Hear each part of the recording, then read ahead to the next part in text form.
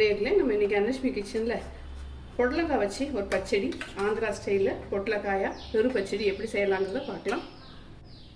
இது ஆந்திரா டிஷ் பொட்லக்காயா பெருகு பச்சடி. அதாவது நம்ம பொடலங்காய் பச்சடி, தயிர் பச்சடி செய்ய போகிறோம். அது எப்படி செய்யலாங்கிறத பார்க்கலாம்.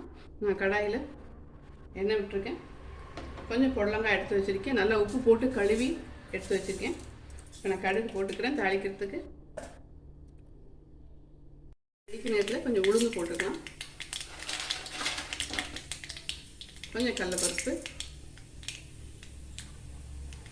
நான் ஒரு மீடியம் சைஸ் வெங்காயம் பொடியாக நறுக்கி வச்சுருக்கேன். கொஞ்சம் கடலைப்பருப்பு போட்டு கருவேப்பிலை எடுத்து வச்சுருக்கேன். கடலைப்பருப்பு போட்டு வெங்காயம் போட்டுக்கலாம்.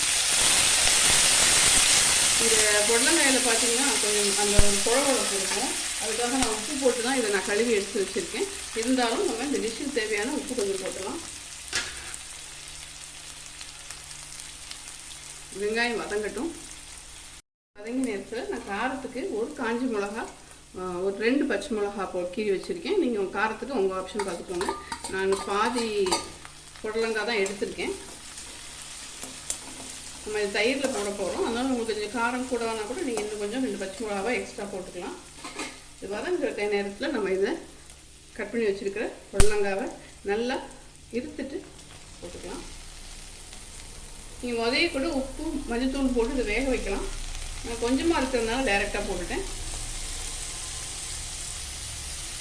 இது ஒரு பெரட்டிட்டு இது தேவையான மஞ்சத்தூள் கொஞ்சம் போட்டுக்கலாம்.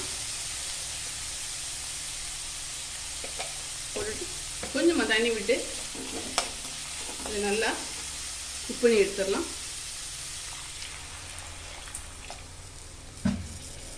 இது வெந்து வர நேரத்தில் நம்ம தயிர் நல்லா சிலுப்பி ரெடியாக எடுத்து ஒரு கிண்ணத்தில் வச்சுக்கலாம். பாருங்கள், நான் தயிருக்கு தகுந்த தயிரை நல்லா கஞ்சி எடுத்து வச்சுருக்கேன். பண்ணி பார்க்கலாம். பாருங்கள், நல்லா குக் ஆகிட்டு தண்ணி எல்லாத்தையுமே உறிஞ்சிட்டு நல்லா நீங்கள் மசிச்சிங்கன்னா நல்லா மசியணும்.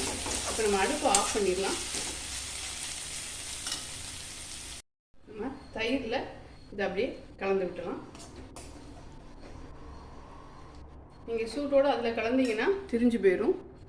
இதில் நல்லா கலந்து விட்டுக்கலாம். கூடயே கொஞ்சம் மல்லித்தலையை மேலே தூவிக்கலாம். ஸோ ஒரு ஆந்திரா ஸ்டைல் பொட்லக்காயா பெரு பச்சடி ரெடி ஆயிடுச்சு. பொடலங்காய் பச்சடி ட்ரை பண்ணி பாருங்கள். இன்னொரு சூப்பரான வீடியோ மீட் பண்ணலாம். மறக்காமல் சேனல் லைக் பண்ணுங்கள், ஷேர் பண்ணுங்கள், சப்ஸ்கிரைப் பண்ணுங்கள். தேங்க்யூ.